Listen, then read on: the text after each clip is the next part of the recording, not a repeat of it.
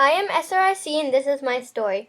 I was a loner standing in the corner of Shelter Rock and IU Willits Roads for years. Much has happened, but time and lack of caring took a toll on my physical and mental health. But it wasn't always like this.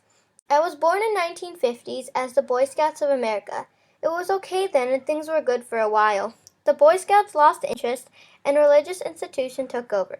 Unfortunately, not sure why, but things really didn't go well, and I became decrepit, unappealing, and felt very unwanted.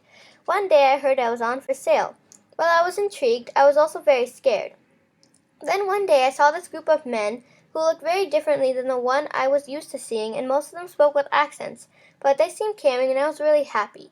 Months later somehow, they got enough money to become my new owners. Oh, the joy on their faces. Then came the next challenge. How do they name me? With all the brilliant people, they came up with Shelter Rock Islamic Center. I thought they named me after the road, but it turns out they may have been smarter. Do you know that Rock Shelter, as it is often called, is the largest boulder in Long Island?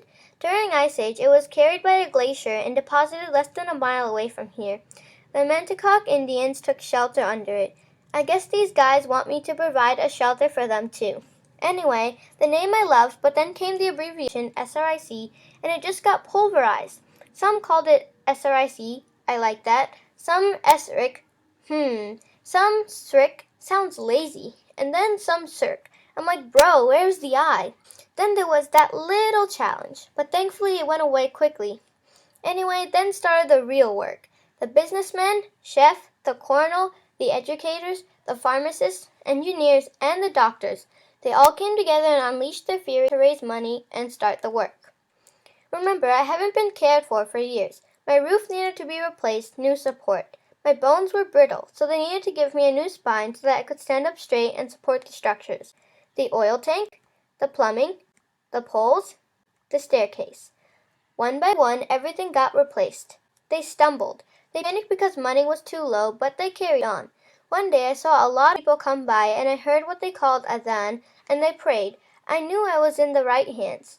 There was one brother who always stayed late to make me better each day. Wonder what his wife and kids said? But I knew it was all love and a deep sense of responsibility that kept him here.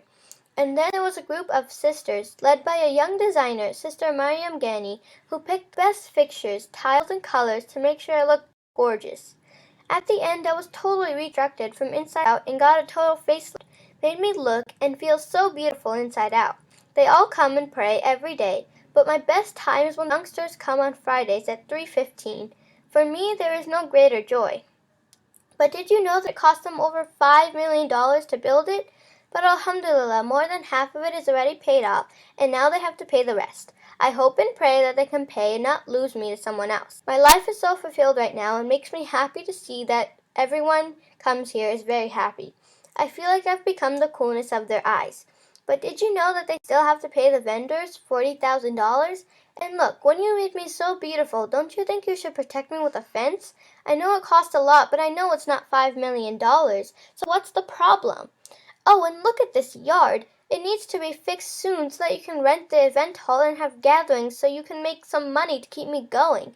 Look, I'm not complaining. Don't get me wrong. I'm very happy with what you've done for me. But please remember, I want to be here for you, your children and their children, and on and on and on. So please, help fix the rest and pay the debt so that I can help all of you learn from the best, have interfaith sessions, have after-school programs, Sunday school, and help keep the community grow together. This is my story, and I am also Masjid Ibrahim. Uh-oh, what will they call me next?